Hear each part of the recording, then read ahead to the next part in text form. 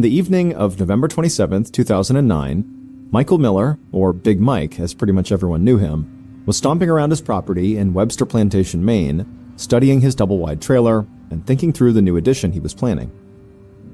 Like his nickname suggested, 47-year-old Big Mike was a huge man, and he had a big bushy beard, and he looked right at home in this desolate rural setting. The trailer stood at the center of a snowy clearing along the edge of dark woods. There were no other buildings in sight, since Big Mike's closest neighbor lived almost 20 miles away. His hometown of Webster Plantation wasn't really a town at all. It had a population of 85 people, a one-room town hall, 2 roads, and no streetlights. There had never really been much to do there, aside from, creek fishing and taking in the nature, and for a lot of people, working at the local lumber mill. Big Mike had been a seasonal employee there for 29 years, but just 1 week ago, he'd been laid off. The loss of his job had stung, but he wasn't too worried. He and his wife Val lived frugally, and so they had enough cash stowed away to get by until he found another job. Big Mike was just about to head back inside when he heard a vehicle approaching. He turned to see a pair of headlights sweep through the trees. Then a familiar white Ford Explorer came into view and pulled up to his mobile home. It was his 2 sons, 27-year-old Mike Jr. and 26-year-old Matt. Mike Jr., the oldest son, was like a smaller, clean-shaven version of Big Mike. But Matt was a lot different. He was skinny and pale, with a buzz cut and tattoos along his neck. Matt also had heavy shadows under his eyes, like he hadn't been sleeping well. Big Mike had not expected to see his kids tonight, but was happy for the visit. So he walked up and gave them each a big hug and invited them inside. Then he called out to Val that the boys had stopped by for a visit, and within seconds, his wife appeared from the kitchen with a tin of her famous coffee cakes in hand. At 47 years old, Val was a very energetic and petite woman who looked even smaller standing next to her hulking husband. The family snacked and caught up, and then Val reminded everyone that they had a birthday tomorrow. Matt's baby daughter was turning 1. However, Matt still had not told anyone what the party plans were. Matt said they weren't really planning on doing anything, which Val immediately insisted was ridiculous. She said if Matt didn't want to plan something, well, she and Big Mike would be more than happy to host the party at their place. Matt tried to dissuade her, but finally just caved and agreed to let her host the party as long as it was small. Just immediate family, along with Mike Jr., Matt's girlfriend, as well as Mike Jr.'s best friend, Nate. The 3 of them were practically family anyway. Then Matt excused himself and asked if Big Mike could step outside for a moment. Big Mike's jaw instantly tensed. He could guess where this was heading. And sure enough, the moment they were outside together, Matt asked his father if he could borrow some money. Matt began talking about how he hadn't worked in months and was struggling with all the costs of a new baby. He couldn't even afford gifts or a cake for tomorrow. That's why they hadn't planned a party. When he finally finished his spiel, Big Mike told Matt not to worry about the cake. He and Val would be happy to pick one up before the party. But he couldn't lend Matt money at the moment. For one thing, Big Mike told his younger son that he'd himself just been laid off from his job at the mill, so money was tight for him. And more importantly, he couldn't trust that Matt would actually use the money for his family. Matt looked absolutely furious at his father's response, but he did not push the issue. He just shook his head and headed back into the mobile home, where he asked if Mike Jr. was ready to go. The boys left a few minutes later, giving Val a kiss on the cheek before climbing into Matt's Ford Explorer. Big Mike watched the SUV disappear into the forest, wondering if he had been too hard on Matt. Then he heard Val calling, and he turned to head back inside. Around 12:40 p.m. the next day, so Saturday, November 28th, another car pulled up outside of Big Mike and Val's mobile home. The driver climbed out, grabbed a red plastic gas can from the back seat, and started trudging through the snow toward the trailer. The driver's name was Alan Richardson, and he was a neighbor and friend of Big Mike and Val's. Alan had borrowed the gas can from Big Mike a few days earlier, and he was here now to return it. However, when he reached the trailer and knocked on the door, no one responded. Alan tried the door handle and found it was locked. Now, normally, Alan would have assumed that the Millers had just left to run an errand, but he looked and saw both of their vehicles were parked nearby. So he tried knocking again, and when he got no response again, he moved to the nearest window and peered inside. Tilting his head, he was able to make out what appeared to be homemade birthday decorations taped to one wall. There were also paper plates and a few liters of soda sitting out on the counter. It looked like Big Mike and Val were getting ready for a party. But just then, he noticed something disturbing on the kitchen floor. It took him a moment to realize what he was even looking at, but once he did, he nearly fell over backward. Because Big Mike and Val were both sprawled on the floor beside each other, not moving. Once Alan got over the initial shock, he rapped on the glass and called out to them, but they didn't move at all.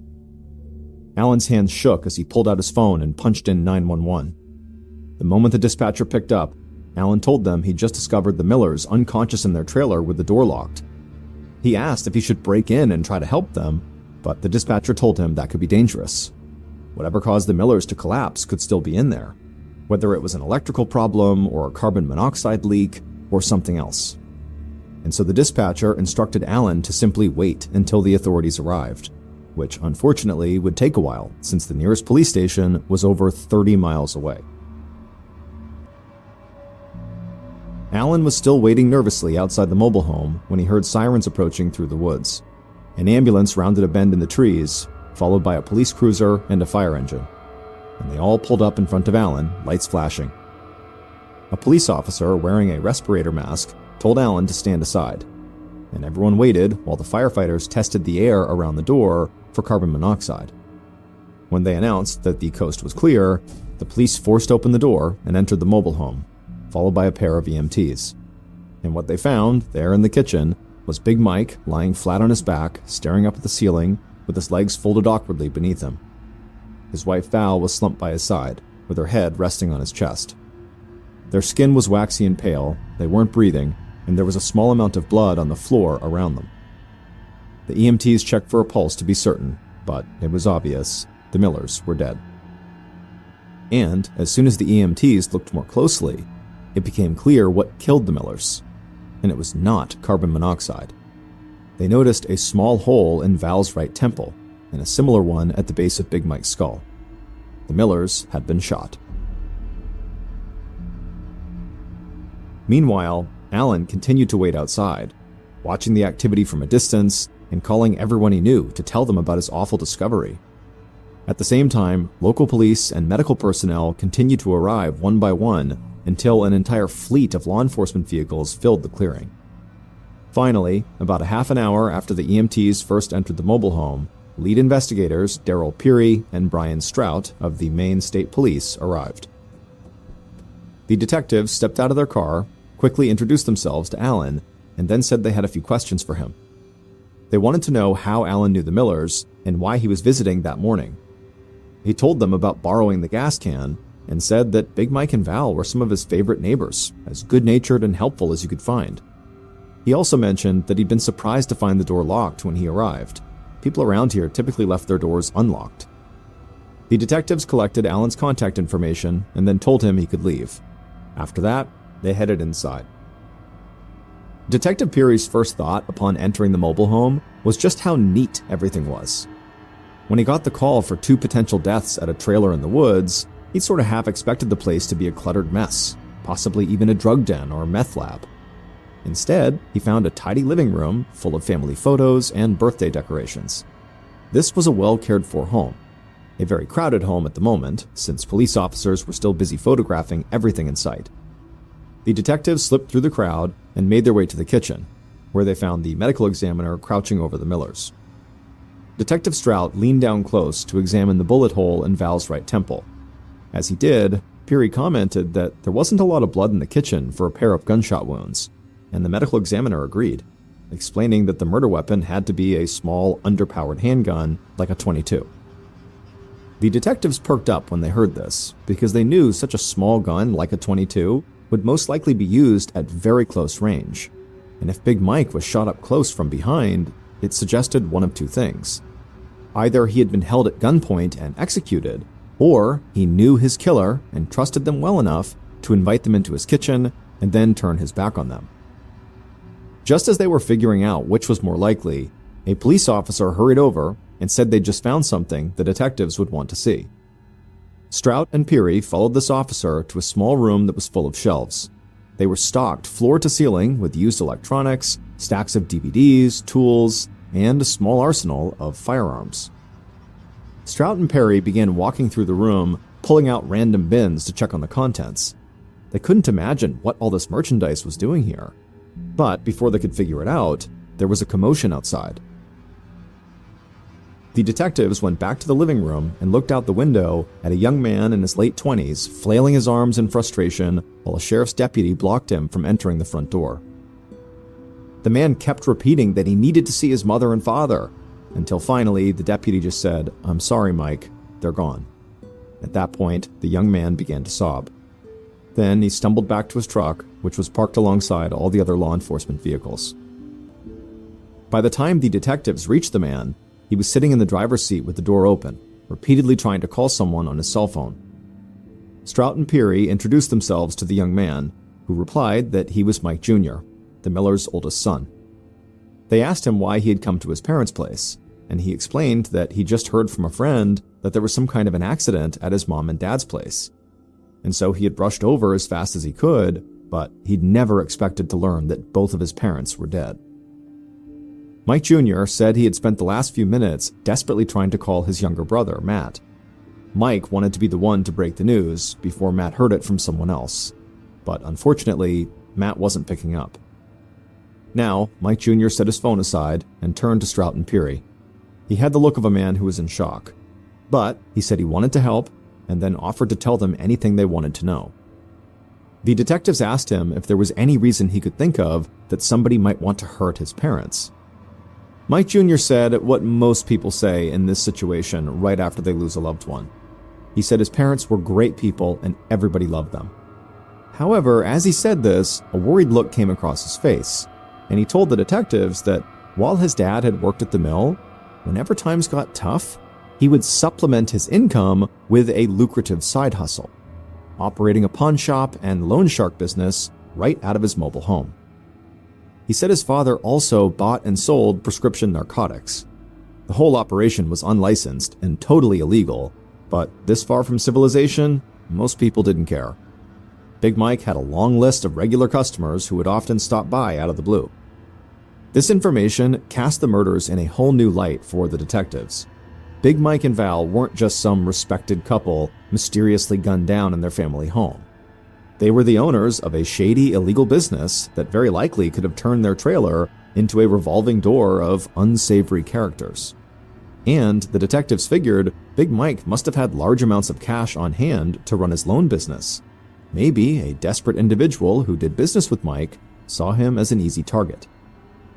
Detective Strout was now itching to get back inside the mobile home and verify whether anything was missing. But first, he asked Mike Jr. when he last heard from his parents. Mike Jr. said he'd spoken to his mother around 10 a.m. that morning to firm up details for his niece's birthday party, which Big Mike and Val were supposed to host that afternoon at their mobile home. Mike also said it sounded like his parents weren't alone because when he spoke to her, he heard people talking in the background. And he actually recognized one of the voices as his cousin, a man who was named Clayton Giddon.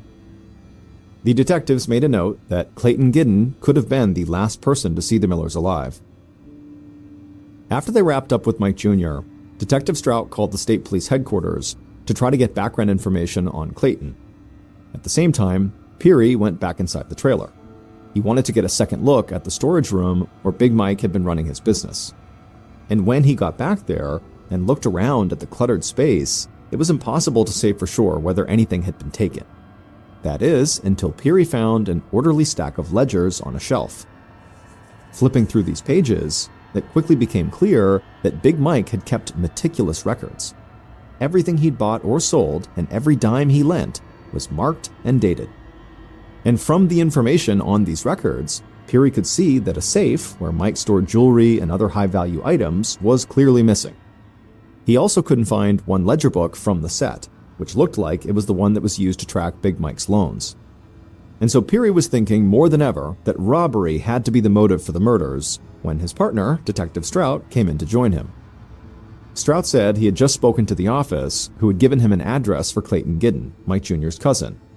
He was located in the nearby tiny town of Springfield. Strout told his partner that Clayton was apparently an avid hunter. which meant he very likely owned a lot of guns. Now, both detectives were even more eager to talk to him. Later that afternoon, when Strout and Peary knocked on Clayton's door, a young girl answered. She ran to get her father and returned moments later with a man in his mid-30s. Clayton was clearly shaken up, as though he'd already heard the news about his aunt and uncle's deaths. However, when the detectives told him that Big Mike and Val were murdered, Clayton seemed startled. And then he became even more distraught when he realized he was a potential suspect. But Detective Peary promised Clayton they were only there to talk. So Clayton took a few calming breaths, then he invited them into the living room. Clayton told the detectives that he'd driven out to have coffee with his aunt and uncle that morning, and he'd taken his 9-year-old daughter with him. When they arrived at their mobile home around 10 a.m., Big Mike and Val were at ease and looking forward to the birthday party later that day. There was no sign of any trouble, and the couple did not seem like they were in danger. Detective Strout listened patiently, while at the same time studying the man for any sign that he might be lying. But Clayton seemed genuinely shocked. And if his daughter really had been there that morning, Strout had a hard time believing that Clayton was the killer. After all, who could commit murder in front of their own child? But suddenly, Clayton said something that made both detectives lean forward in their seats. He told them that he and his daughter were not the only ones at the Miller's place that morning. When they arrived, Big Mike and Val were already chatting with a young man named Nate Nightingale. Clayton didn't know exactly why Nate was there or what he was doing, but he said he didn't find it that unusual. Nate was Mike Jr.'s best friend, and he hung around the Miller's place all the time. But Clayton said the detectives should still talk to him because when Clayton left the trailer at 10:30 a.m., Nate was still there. Hearing this, Strout and Peary could both feel the case starting to pick up speed. The Millers had been dead for only a matter of hours, but already the detectives had a potential witness who might have been in the room when the murders happened. When the detectives met at the state police office the following day, November 29th, they found new information waiting for them. The autopsy results had come in, and they confirmed that Big Mike and Val were killed with a .22 caliber pistol. This cemented the detectives' suspicions that they'd both been shot at close range, likely right there in their kitchen. The office had also pulled Big Mike's phone records, showing that he'd called a friend at 10:40 a.m. The detectives would contact this friend, and they would confirm that yep, Big Mike had called them, and during their conversation, nothing had seemed off. That left a narrow 2-hour window when Big Mike and Val could have been shot. Big Mike was very much alive at 10:40 a.m., but the couple was dead by 12:44 p.m. when Alan Richardson, the neighbor, had called 911. So Strout and Peary got to work tracking down Nate Nightingale, perhaps the last known person to see the victims alive. But they were also eager to speak with Matt Miller, the younger son of Big Mike and Val, who still was not answering his phone. And as they would find out, Nate Nightingale and Matt lived right near each other. So the detectives set out to pay them each a visit. Matt's apartment was closer to the station, so Strout and Peary headed there first. And from the moment Matt answered the door, the detectives could sense that something was just off. The 26-year-old had shadows under his eyes like he hadn't slept in days. But it was actually Matt's behavior, not his appearance, that really got their attention. Matt was not acting like someone who just lost his parents. He didn't show signs of grief or even press the detectives for any details on the progress of the case. Instead, he seemed nervous and evasive, almost like he just wanted Strout and Peary to leave as soon as possible. And the detectives responded to this behavior by actually pressing him on his whereabouts the previous day. He told them he had just been driving around Lincoln with his girlfriend Tanya and their infant daughter, picking up last-minute items for the birthday party that afternoon. Matt's alibi was short on details, and the way Matt refused to meet their eyes as he spoke made the detectives even more suspicious. And also, Tanya was out running errands with the baby, so she couldn't even confirm Matt's story. Strout felt sure that Matt must be hiding something. So he tried asking about his relationship with Big Mike and Val. Was he on good terms with his parents? Matt brushed the question off, saying of course he was on fine terms with them. They were his parents. And then after that, no matter what the detectives asked, Matt gave similarly curt responses. It eventually became clear the detectives were not going to get much more from him today. So they got a cell phone number for Matt's girlfriend, Tanya, and told him they'd follow up soon. And then they left to go talk to the next person on their list, Nate Nightingale. After their interview with Matt, speaking to Nate was like a breath of fresh air. From the moment Nate answered the door, he was polite and eager to help. Nate was clearly upset and told the detectives that he'd been close to the Millers for years. He had been best friends with Mike Jr. since high school, and he considered the Millers' trailer like his second home. Detective Peary asked Nate what he had been doing at the Millers' trailer on the morning of their murders. Nate said that he dropped by to catch up and also to take out a small loan from Big Mike. They'd just wrapped up business when Big Mike's nephew, Clayton Giddon, had arrived with his daughter. Nate said that Clayton left at 10:30, and then Big Mike took a phone call shortly after that. And then after Mike got off the phone, Nate said his goodbyes. To this point, Nate's story about what happened that morning matched all the details the detectives already knew from speaking to Clayton and also looking over Big Mike's phone records. But then, Nate revealed something they had not expected. Nate said that as he was leaving, a woman arrived at the Millers' trailer. He said he'd never seen her before, but she looked like she was in her 50s, maybe around 5'4" tall, with a slender build and glasses and bangs. He said she had called out, "Hi, Val," as she entered the mobile home, and she greeted Nate as he was leaving. His best guess was that she was a customer, but she could have just been a friend. At that point, Nate said he drove off to meet up with his girlfriend, so he didn't know how long that woman had stayed at the trailer. The detectives got the feeling like things were speeding up again. They now had someone who was at the trailer during the 2-hour window when the shooting occurred. The detectives knew they had to speak to this woman, but they had to find her first. Strout and Peary told Nate that a department sketch artist would be in touch very soon to put together a sketch of this mysterious woman. And sure enough, by the time the two detectives were back at the office, they found that the artist and Nate had already linked up and the sketch was complete. Looking at the sketch, the detectives thought this woman looked like she could be anyone. But there weren't a lot of people in this part of Maine to begin with, so if this woman was a local, there was a decent chance somebody would recognize her. On December 1st, 2009, so 3 days after the Millers' murder, the detectives hosted a press conference where they officially disclosed what many people already knew. The Millers' deaths had been ruled a double homicide. Then, they also released the forensic sketch of the mystery woman, saying she was an important person of interest in the case. Anyone who recognized her was encouraged to call the investigators as soon as possible. Right after the press conference, police posted copies of the sketch all over town, while others went door to door asking if anyone knew the woman. And soon, calls started to come from people all around the state who said they did recognize her. The detectives were just starting to look into these tips when Matt Miller's girlfriend, Tanya, finally returned their call from 2 days ago.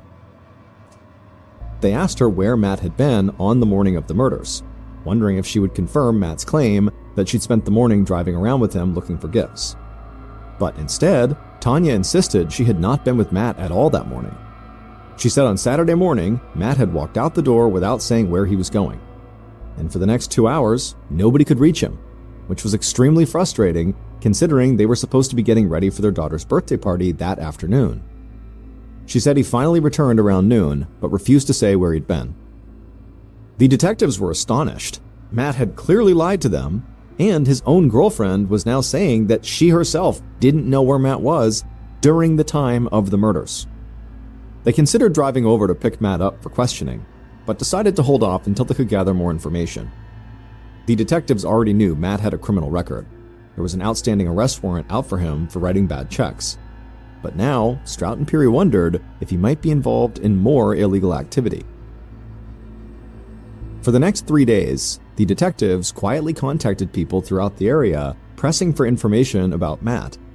And what they learned was that Matt was clearly addicted to prescription drugs and had recently begun selling personal items, including his own Xbox, so he could buy more.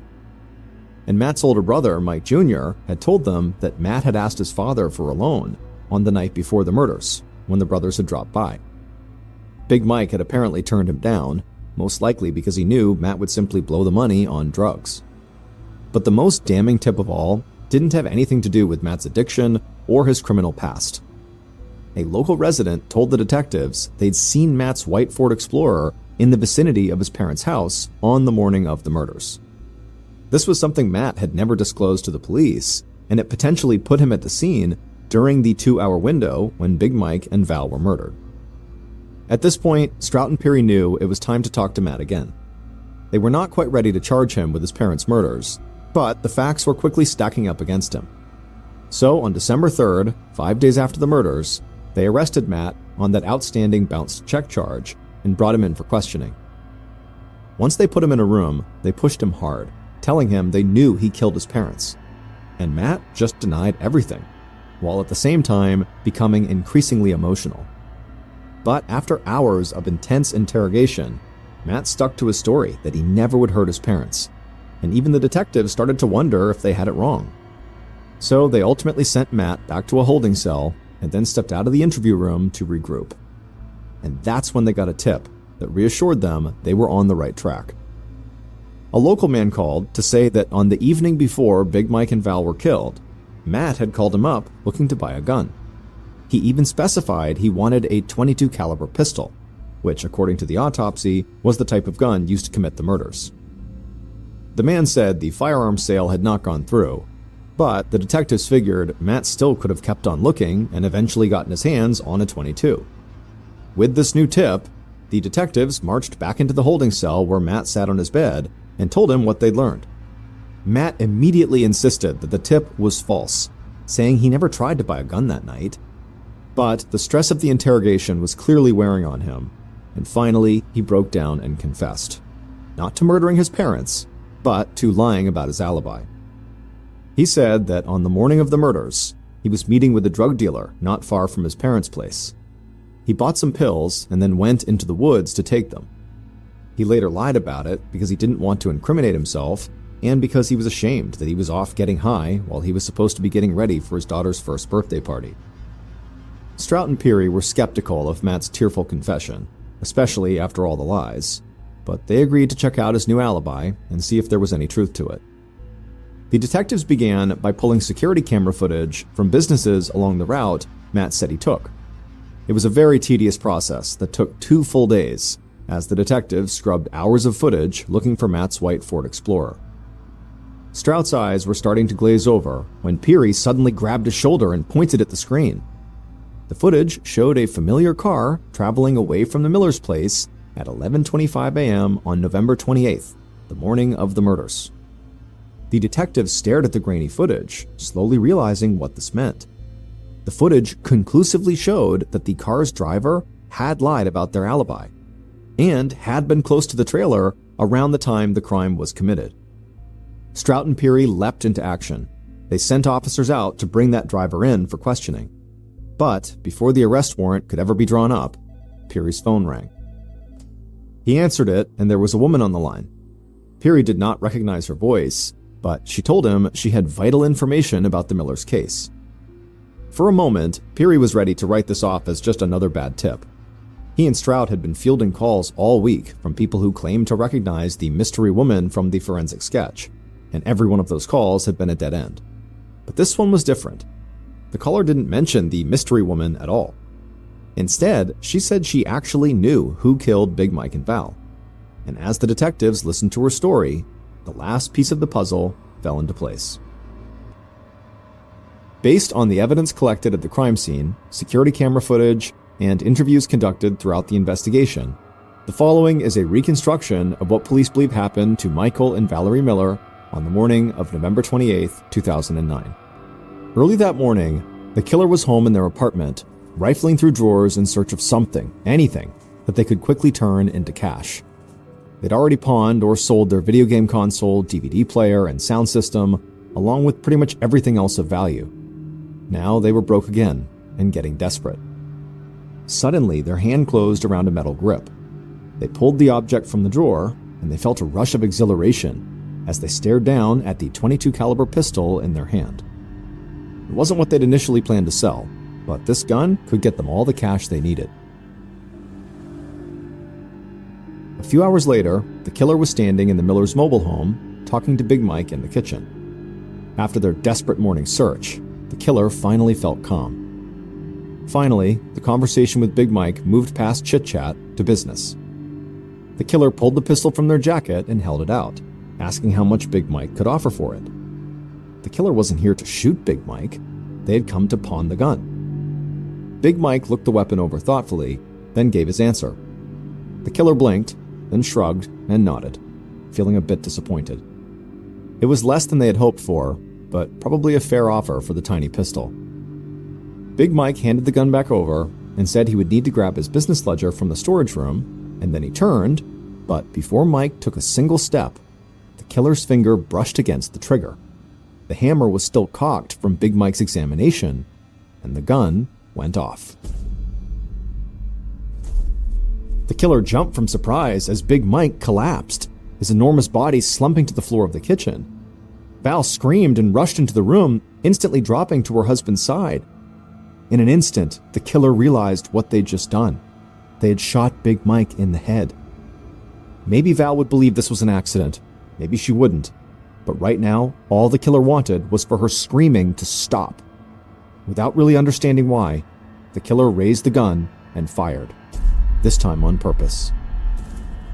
Val's scream was cut short as a bullet hit her in the head, and she collapsed onto her husband. The killer just stared down at the crumpled bodies, horrified by what they'd just done. The situation felt so unreal, but as the seconds ticked by and Big Mike and Val didn't move, the killer knew they were dead. Then, the killer realized that if they didn't want to spend the rest of their life in prison, they would need to get out of the mobile home right now. And they were about to flee when a thought suddenly struck them. They came here for money, and Big Mike would not be needing money anymore. Besides, it might be good for the killer if the police thought the shooting was part of a robbery. So, the killer ran for the storage room. They threw the door open and stood there for a moment, taking stock of the guns and electronics. The killer knew they couldn't carry very much, so they decided to take the safe. Before leaving, the killer stopped to consider Big Mike's business ledgers. They knew these books would include the sizable loans the killer had taken out from him in the past. This made the killer nervous. So the killer quickly flipped through the pages of the ledger books until they found one containing their own name. They tucked that ledger under their arm, picked up the small but heavy safe, and left the storage room. They avoided looking at the bodies on the kitchen floor as they shuffled past, and they just continued to drag the safe out of the mobile home back to their car. Before leaving, they doubled back to lock the trailer's door. With any luck, that would delay the bodies from being discovered, and hopefully buy the killer a bit more time. A few minutes later, the killer was speeding away, and they were so focused on just getting out of town that they didn't notice the closed-circuit cameras aimed at the road. When Detective Strout and Detective Peary reviewed the camera footage 2 weeks later, they didn't see the white Ford Explorer they were looking for, because Matt Miller was not the killer. It was Nate Nightingale, the best friend of Mike Jr., who the Millers had treated almost like a third son.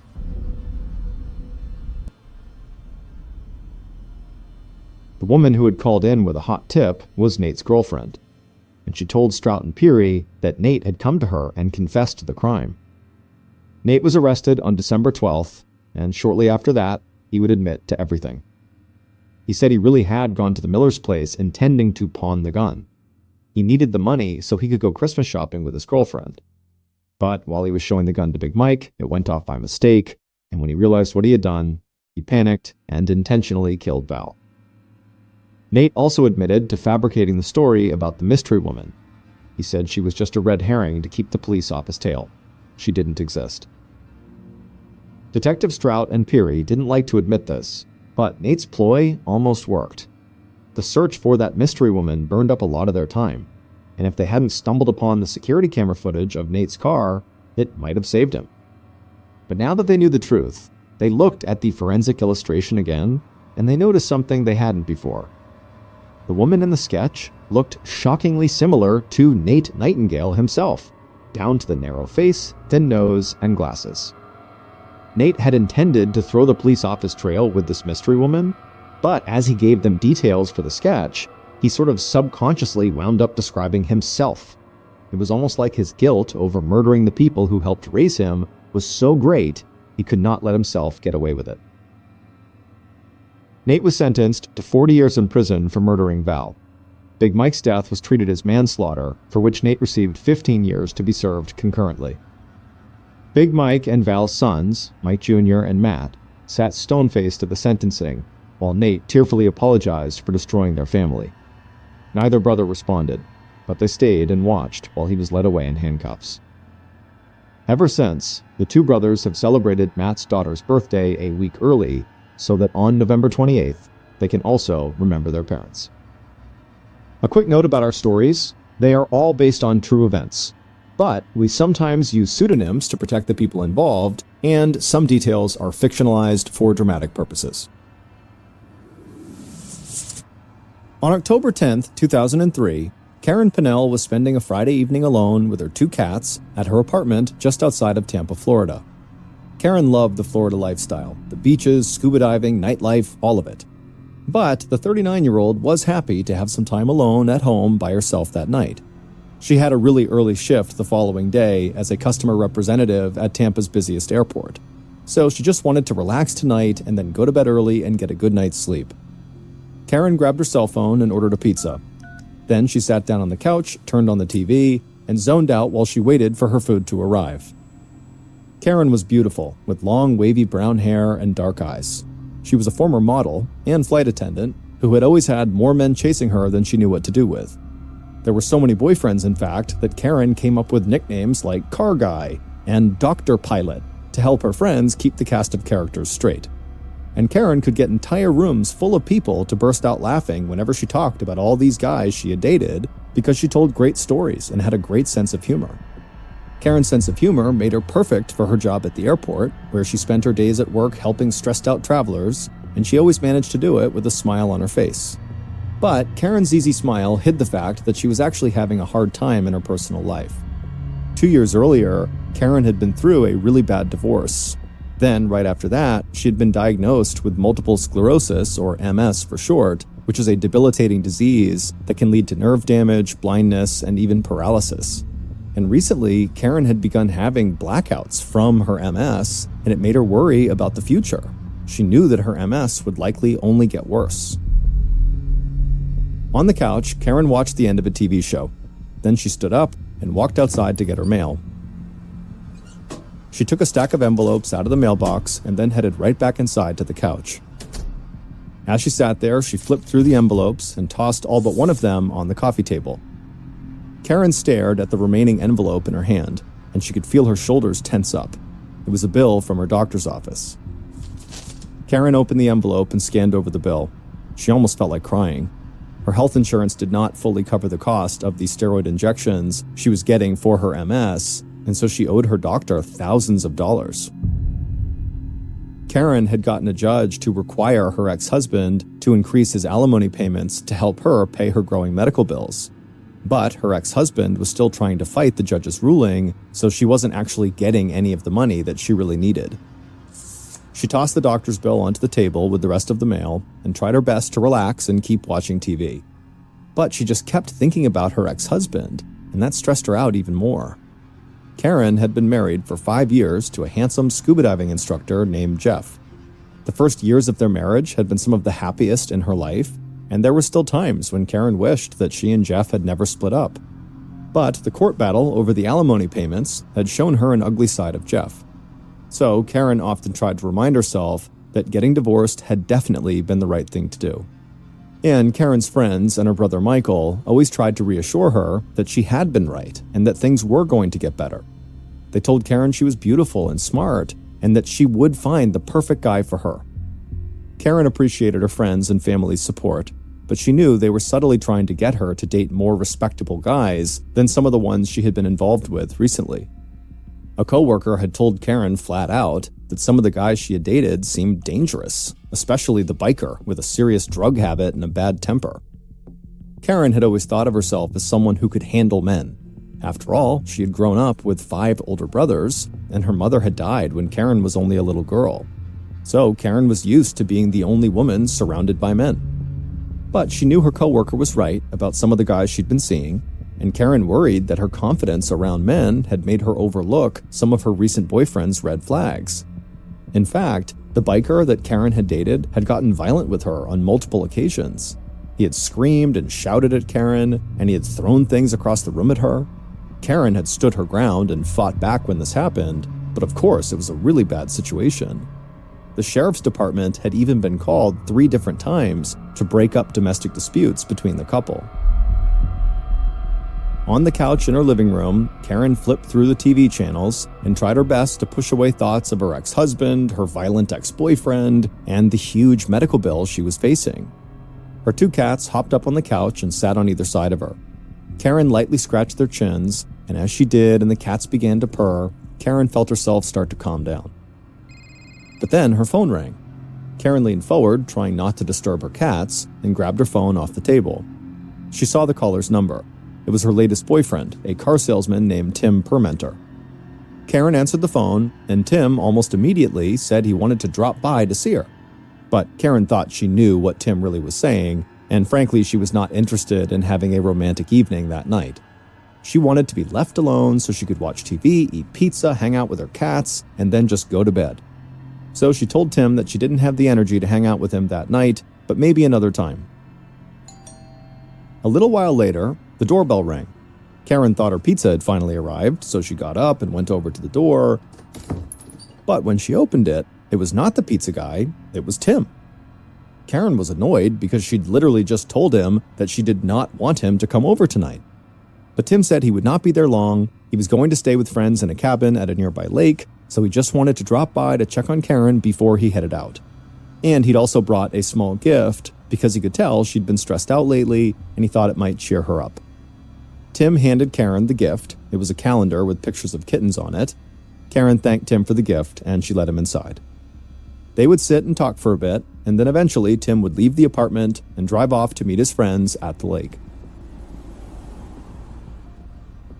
At 9 a.m. the following morning, Tim called Karen from the cabin at the lake to check in on her. Tim knew she was working that day, but she usually could step away and chat for a few minutes.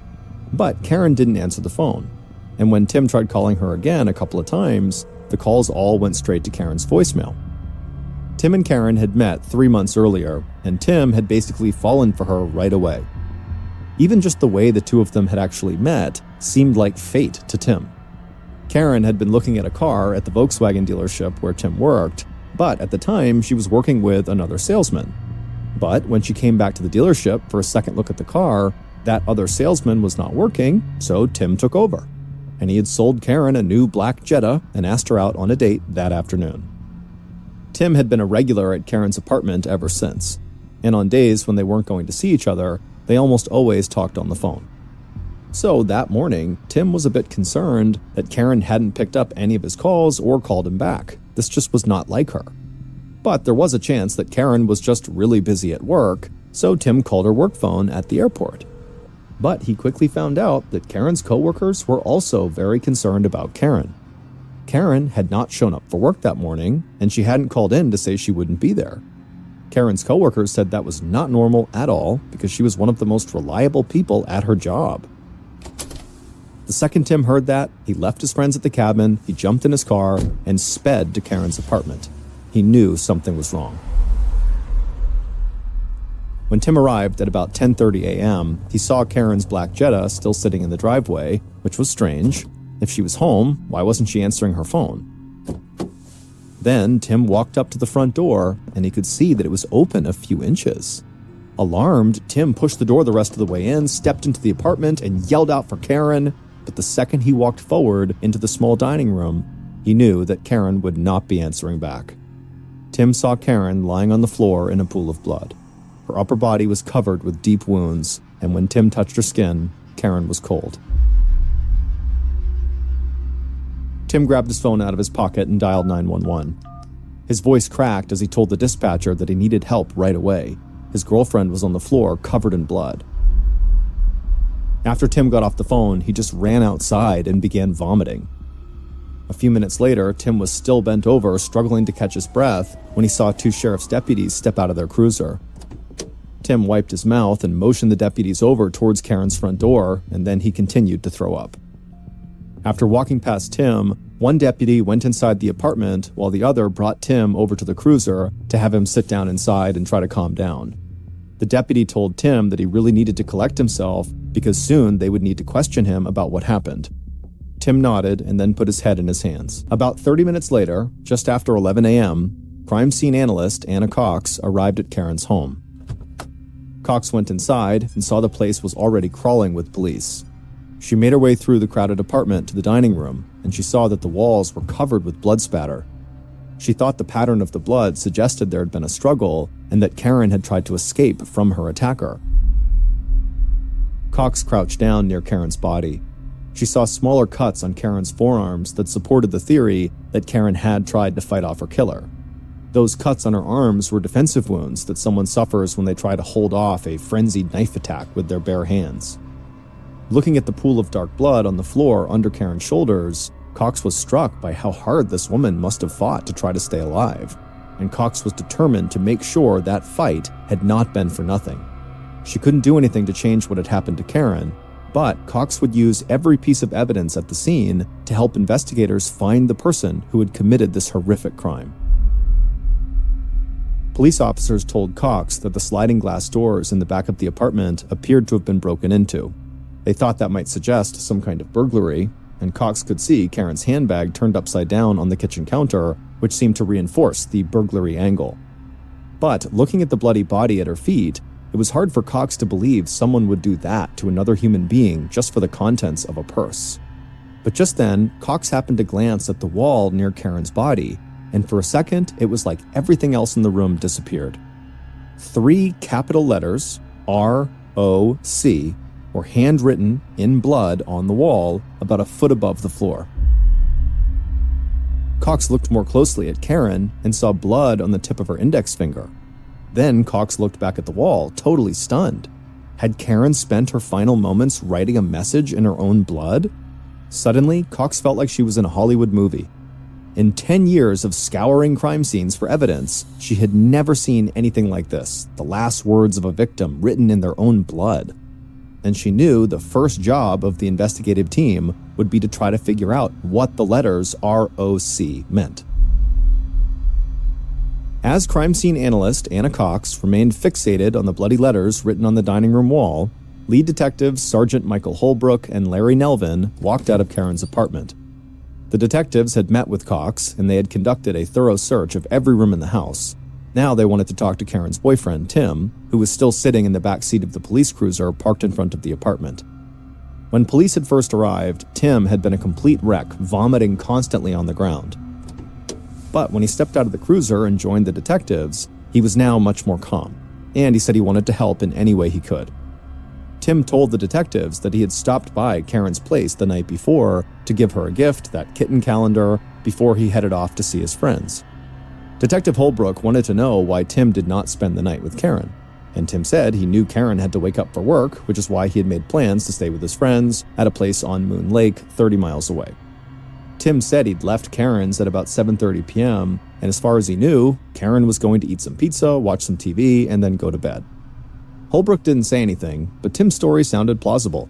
Investigators had found a partially eaten pizza in Karen's kitchen, along with a receipt showing it had been delivered at 8:48 p.m. So Karen must have been alive at least until then.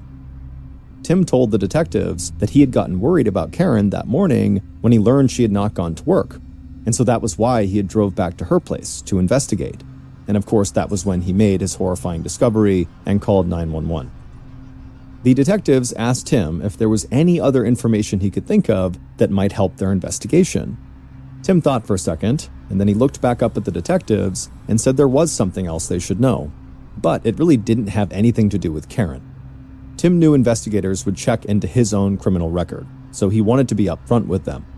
He said he had served time in prison for something stupid he'd done more than a decade earlier. He had gotten into an altercation with another guy, things had gotten out of control, and he and the guy ended up getting their guns and shooting at each other. Both Tim and the other gunman were wounded in this fight, and Tim was convicted of attempted murder. But Tim swore he was a new man now. He was a successful car salesman, a good friend, and he was very much in love with Karen. And he said investigators were more than welcome to search him, his house, take his computer, take his fingerprints, whatever they wanted to do. All he cared about was finding the person who did this to Karen. The detectives were kind of shocked by what Tim had just told them, but they thanked him for being so honest. Then they asked him who might have had a reason to hurt Karen. This time, Tim didn't need to think. He already had the answer. He said there were two guys the police had to talk to. The first was Karen's ex-husband, Jeff, who was locked in a court battle with Karen over alimony payments that he didn't want to make, and the second guy they needed to look at was one of Karen's ex-boyfriends who had lived with her for a short time. The ex-boyfriend was a big biker, and he had been abusive before he moved out. And recently, he had apparently begun harassing Karen about some desk she had that he claimed belonged to him. Tim told detectives that Karen was a very strong person who believed she could take care of herself in all situations, but Tim said he knew she was terrified of her ex-boyfriend, the biker. Detective Holbrook asked Tim for the name of this biker, and Tim would say the biker's name was Rock Herpich. Rock spelled R-O-C. Suddenly, the detectives felt like they knew what ROC meant. After crime scene analyst Cox learned about Karen's ex-boyfriend, who was named ROC, Rock, she told the detectives that she'd made another valuable discovery of her own. She had found that Karen had tiny bits of skin under her fingernails, likely from fighting off her killer. Tex had carefully pulled these skin fragments out with tweezers and put them in a sterile bag for analysis. And Cox told the detectives that she hoped DNA testing on these skin fragments at the lab would reveal the identity of Karen's killer. But while they waited for those test results, detectives Holbrook and Nelvin wanted to cover as much ground as they could. They had police canvass the neighborhood to try to find out if any of Karen's neighbors had seen or heard anything that seemed unusual. But unfortunately, nobody had seen anything suspicious on the night Karen was killed. So on October 12th, the day after Karen's body was discovered, members of the investigative team began checking where the different men in Karen's life had been at the time of the murder. One of Tim's friends confirmed that Tim had indeed spent the night in the cabin at Moon Lake, just like he said he had, and Karen's ex-husband, Jeff, sounded totally heartbroken when police told him that Karen was dead, and it turned out he had been on a scuba diving trip in Miami, 300 miles away from the crime scene. Investigators also discovered a strange coincidence. Karen lived a block away from a man suspected of robbing a bank just days before her murder. So police wanted to talk to the suspect, but they couldn't find him anywhere. And they wondered if the alleged bank robber's disappearance was somehow connected to Karen's murder. It seemed like a long shot, but they couldn't rule it out until they tracked this guy down. But even as the investigative team chased down these other potential leads, Holbrook and Nelvin stayed focused on Karen's former boyfriend, Rock Herpich. Finding Rock's name written in blood was enough to make him a suspect. But the more detectives learned about the 45-year-old biker, the guiltier he began to look. Rock worked at an auto body shop processing insurance claims. He spent most of his free time on the back of his Harley-Davidson motorcycle, and he seemed to pride himself on his bad boy image. Karen's family and friends said Karen had met Rock almost 2 years earlier, just after she was diagnosed with MS. And Rock had quickly become very important to Karen. He took her to doctor's appointments and he helped her with steroid injections, but the people closest to Karen were always uneasy about their relationship because Rock had a serious drug problem and a violent temper. And one of Karen's good friends at work said Karen would sometimes show up at the airport with unexplained bruises on her arms that she didn't want to talk about. The couple had gone through a bitter breakup 6 months earlier after Karen filed domestic abuse charges against Rock. But not long before her murder, Rock had gotten back in touch with Karen. He wanted her to give him an old desk he said he'd left at the apartment when he moved out, but Karen was adamant that the desk belonged to her. And so Rock's history of violence, this ongoing dispute over the desk, and Rock's name being scrawled in blood at the crime scene made Rock Holbrook and Nelvin's primary suspect. So, in the days following the murder, the two detectives took a ride to Rock's house, almost 100 miles south of Tampa, and they didn't let Rock know they were coming. When they got there, Rock was in his garage, and they could tell by the look on his face that he was not happy to see them. But the detectives told him they just needed to talk about a friend of his who was in trouble, and so Rock seemed to relax a bit. He led the detectives to his front porch, and they all sat down to talk. Detective Holbrook volunteered that the friend of Rock's who was in trouble was Karen Pennell, and Rock reacted like he was not surprised at all. He asked what Karen had done to get herself in trouble this time, but Holbrook just looked at Rock and said, "Well, Karen's dead." Rock sat there for a moment in absolute silence. He looked stunned. Then Holbrook told Rock that Karen had actually been murdered, and at that point, Rock's eyes went wide. He now knew why the detectives were really there. Rock quickly admitted that he and Karen had a totally tumultuous relationship full of what he called rip-roarin' fights. But Rock said he had nothing to do with Karen's murder. He said he hadn't even seen her in person for 6 months, and he wasn't angry at her in any way. He had rebuilt his life and moved on. But when Holbrook asked where he was on the night of her murder, just a couple of days earlier, Rock couldn't come up with an answer. He said he would have to check a calendar to be sure. At this, Holbrook glanced over at Nelvin. They were both thinking the same thing. How could this guy not know where he was a couple of nights ago? Then Holbrook leaned forward in his chair, stared Rock down, and told him that his name, R.O.C., was spelled out in Karen's blood on the wall right next to her body. Rock stared back at Holbrook, but didn't say anything. The three men just sat there in total silence for what felt like several minutes. Finally, Rock looked like he snapped out of a daze, and he began talking really fast. He told the detectives he would waive his right to an attorney, they could take his fingerprints, he would submit DNA samples. He said he was willing to do whatever it took to clear his name because he did not do this. He did not kill Karen. The detectives took Rock up on his offer right away. They swabbed the inside of his mouth with a Q-tip and collected fingernail clippings for DNA analysis. They also took his fingerprints. Then they thanked Rock for his time and got back on the road. Holbrook and Nelvin discussed the case as they drove back to Tampa, and they agreed that Rock remained their strongest suspect. After all, plenty of guilty people had voluntarily submitted DNA samples during police investigations, so Rock's willingness to do that did not necessarily mean he was innocent. Rock and Karen had a history of physical violence and an ongoing dispute over this desk. And Rock knew Karen well enough that she might have let him in the front door without a confrontation, which could have explained why the neighbors didn't hear anything strange on the night of the murder. But the detectives also agreed that there were still other possibilities. There was the missing bank robbery suspect who lived close to Karen, and there were several men she dated after breaking up with Rock, including an airline pilot who had sent her a string of sexually explicit text messages not long before the murder. So as much as Rock did look like Karen's killer, Holbrook and Nelvin knew they needed to keep open minds. When the detectives got back to their office, Karen's autopsy results were waiting for them. In a way, the findings were not that surprising. Karen had died from being stabbed 16 times in her upper body and neck. One of the wounds was so deep that it nearly severed her spinal column, and another slashed her aorta, which is the body's main artery. In short, Karen had more than one wound that could have been fatal. Seeing all of Karen's injuries spelled out in horrifying detail only underscored what the detectives already suspected. This was likely a crime of passion. The killer didn't just want to hurt Karen, they wanted to destroy her. That made robbery or any other potential motive very unlikely. The killer was probably someone who knew Karen quite well. Unfortunately, the DNA analysis of the skin found under Karen's fingernails was inconclusive, so investigators knew they would have to find another way to identify their killer. But there was something in the autopsy report that took Holbrook and Nelvin by surprise. Karen, despite having ordered pizza, had no pizza in her stomach. But there were 3 pieces of pizza missing from the pie that she ordered, meaning somebody else had eaten those 3 pieces of pizza on the night of Karen's murder. Detective Nelvin called the pizza shop and asked to speak with the delivery driver who had gone to Karen's on the night of her murder. And sure enough, the pizza guy told them that Karen was not alone when he'd gone to the door. He said he could see a man standing behind her, and the man looked angry.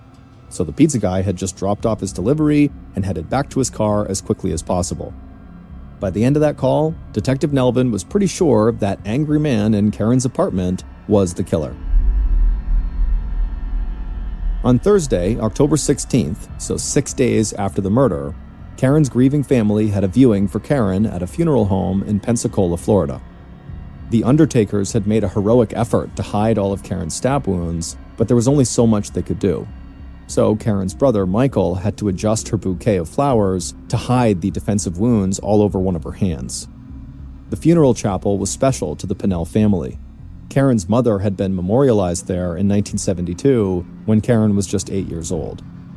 The Pinnell family was a military family. Karen's dad was a career Air Force guy who had met her mother while he was stationed in Germany, and for a family that had moved from place to place to follow Karen's father's military assignments, Pensacola became an anchor, the closest thing they had to roots. Karen's brother Michael said that even though Karen was the youngest of 6 kids, she was the glue that kept the family together as they moved from place to place. He said she was smart and talented enough to have become a doctor or a scientist, but she was more interested in spending time with family than going off to get degrees. So she had chosen the life of a flight attendant and model. Michael said he felt like he'd had the wind knocked out of him the day that Karen died, and he still felt like he was struggling to breathe. And Michael knew that nothing he said would express how much he and everyone else who was close to Karen would truly miss her. The next day, Karen's co-workers held their own memorial service at the airport chapel. The line of friends and colleagues was out the door as hundreds came to pay their respects. And all anyone could talk about was how much they had loved Karen.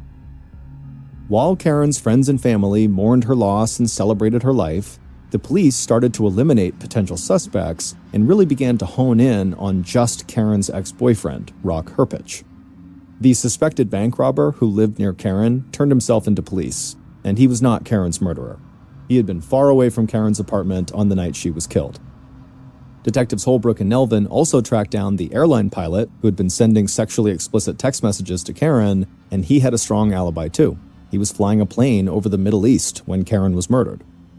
But even as the detectives narrowed down the list of suspects, they still didn't feel like they had enough evidence to arrest Rock. The guy had a clear history of violence and his name had been written in blood on the wall, but Holbrook and Nelvin knew they needed something clear-cut that would put him at Karen's house at the time she had been killed. While the detectives continued their investigation, crime scene analyst Anna Cox could not stop thinking about the letters ROC. She spent hours staring at them on the wall at Karen's apartment. Those 3 letters, written in Karen's blood, were powerful evidence, and Cox knew that ROC had potentially been Karen's last word. In a courtroom, the dying words of a crime victim get special weight from judges and juries. It's called a dying declaration and treated as the words of someone with no reason to lie. They're going to die anyways. In this case, Karen seemed to be saying, "Rock killed me." But Cox had to be sure that was the case, and her obsession with just staring at those letters on the wall was not giving her any new evidence. So Cox did something unusual. She cut out the section of sheetrock where the 3 letters appeared on the wall and brought it back to her lab at the Pinellas County Sheriff's Office. She wanted to do some more research there. In her lab, Cox looked at the letters under a high-powered microscope, and at first, she couldn't believe what she was looking at. She stepped back from the microscope and took a breath, and then leaned back in to take another look at the letters. This time, Cox felt her face flush and her hands start to shake with excitement. She knew she had just discovered something that she would never have found if she had just kept staring at the wall in Karen's apartment. And this new discovery led Cox right to another major piece of evidence. So she grabbed her phone and called Detectives Holbrook and Nelvin to tell them what she had just found. And not long after that, the detectives were confident they knew who had killed Karen. Based on Detectives Holbrook and Nelvin's investigation and the research conducted by crime scene analyst Anna Cox, here is a reconstruction of what police believe happened to Karen Pinnell. On the night of October 10th, 2003, the killer knocked on Karen's front door. He could hear the TV inside, and then he heard Karen unlocking the door. When the door opened up, Karen looked exhausted standing in the doorway, but she was still beautiful. The killer followed Karen into her living room and then sat down on the couch next to her. Karen and the killer talked for a few minutes, and then there was another knock at the door. Karen immediately hopped up from the couch and began walking towards the door. She was starving, and she figured her pizza had just arrived. The killer followed her to the door. Karen opened up the door and smiled at the pizza delivery guy, and the killer, who was right behind Karen, just clenched his jaw. He didn't want Karen to smile at anyone except for him. But the killer took a breath and tried to stay calm. A smile wasn't anything to get too worked up over. Karen paid the pizza guy, closed the door, and then carried the pizza into the kitchen and put it down on the counter. Meanwhile, the killer walked into the kitchen as well. And before Karen could even open up the pizza box, the killer said something to her that caused her to immediately turn around and snap at him. The killer snapped back, and pretty soon the two were arguing at a full volume. Finally, Karen told the killer to get out and never come back. But the killer just kept shouting and getting angrier and angrier. Finally, he pulled open a kitchen drawer and grabbed a knife. When Karen saw this, she screamed and took a few steps back and then lowered her voice and said, "Please, please calm down." But it was too late. The killer flew into a rage and raised the knife and began slashing at Karen. Karen immediately threw her arms up over her face to try to protect herself, but the killer just slashed right through her arms over and over again. And so finally, when Karen knew she couldn't fight her killer off, she just turned and ran out of the kitchen, a final attempt to get free and save herself. But the killer caught her in the dining room. He grabbed Karen and slammed the knife into her back. Then the killer turned Karen around, pulled the knife out, and stabbed her again, this time in the chest. Karen fell into her back on the dining room floor, covered in blood. But the killer wasn't done. The killer crouched over her, stabbing her in the neck and the chest over and over again. And as he did this, blood spattered on the walls and pooled under Karen's body. Finally, the killer stood up and stepped back, out of breath. Despite the frenzy of this attack, the killer very quickly calmed down afterwards. In fact, right after killing Karen, the killer, still carrying the bloody knife in hand, walked over to the pizza box, opened it up, and casually ate 3 slices of pizza. After eating, the killer walked over to the dining room table and turned Karen's purse over so the objects inside would spill out. Then he went to the back of the apartment and opened up the sliding glass door. Maybe the police would think there had been a robbery. Then the killer casually walked out of Karen's apartment, got into his car, and drove off. But hours later, when the apartment complex had gone dark and quiet, the killer returned to Karen's apartment, and he slipped back inside unnoticed. He walked right to a closet and found a pair of gloves that Karen used for gardening. The killer put those gloves on and then walked into the dining room where Karen was still lying in a pool of blood. The killer leaned over and then dipped one of his gloved fingers into the blood and then wrote the letters ROC on the wall. Then the killer dipped his finger in the blood again, and he smeared some of the blood onto Karen's index finger to make it look like she had written those letters on the wall. Then the killer walked out of the apartment again, got into his car, and drove to the lake house where he was staying with his friends. Karen's latest boyfriend, Tim Permenter, had brutally murdered Karen. And then he had gone back to the apartment the following day and pretended to be in shock when he discovered Karen's body and called 911. Tim and Karen's relationship wasn't anything like how he had described it to his friends and to the police. In fact, Karen's family had worried about her safety with Tim almost from the moment she met him in July of 2003. Karen's brother Michael said she had called him once to tell him that Tim had tried to choke her. Michael had urged Karen to file a police report, but she never did. Karen's coworkers said they too had become very concerned about Tim when Karen began coming to work in turtlenecks on several hot summer days. They feared she was hiding injuries on her neck inflicted by Tim, but Karen just wouldn't talk about it. And even though Tim told people he was still Karen's boyfriend at the time of her death, in reality, they had actually broken up 2 weeks before he murdered her. 2 weeks before he murdered her, on September 29th, 2003, the couple had been watching a TV show about people who keep secrets from other people when Tim decided to share a secret of his own. When Tim and Karen had met, he had told her that before he became a car salesman, he had been a Navy SEAL. But while they watched TV that night, he told her that that actually wasn't true. He said before he sold cars, he had actually been a pimp for a group of prostitutes, and he had served 12 years in prison for shooting a rival pimp. Tim even showed Karen the Florida Department of Corrections website that still had his face on it, along with details of his felony convictions and imprisonment. Karen had been totally shocked and repulsed by this confession and decided right then that she wanted nothing to do with him and told him he had to leave. But Tim wouldn't leave, so Karen had called 911 and police had eventually had to come to Karen's apartment to escort Tim out. In the days following their breakup, Tim had tried, without success, to win Karen back. He also had begun lurking near her apartment and going through her trash, and in doing that, he discovered that Karen was already dating other men. And this made Tim insanely jealous. And so, on October 10th, Tim showed up at Karen's house even though she had just told him not to. Karen did let Tim inside, and she had tried to stay calm and polite, but Tim had become belligerent when Karen said she did not want him back in her life, and then Tim exploded into a rage, grabbed the knife in the kitchen, killed Karen, and tried to frame her ex-boyfriend, Rock, by writing his name on the wall. Detectives Holbrook and Nelvin had always considered Tim a suspect. As Karen's boyfriend and the one who found her body, he couldn't be overlooked. But believing that Karen had used her final moments to write ROC on the wall had put Rock at the top of the suspect list, not Tim. But then crime scene analyst Anna Cox had studied those letters in her lab, and Cox found two things that made her believe Rock was not the killer. Under a microscope, Cox discovered that the letters were written over blood that had spattered on the wall during the initial attack. But the letters didn't disturb that initial blood spatter at all, which meant the blood spatter that was already there had dried by the time the letters ROC were written over it. By Cox's calculation, the initial blood spatter would have taken at least 20 minutes to dry.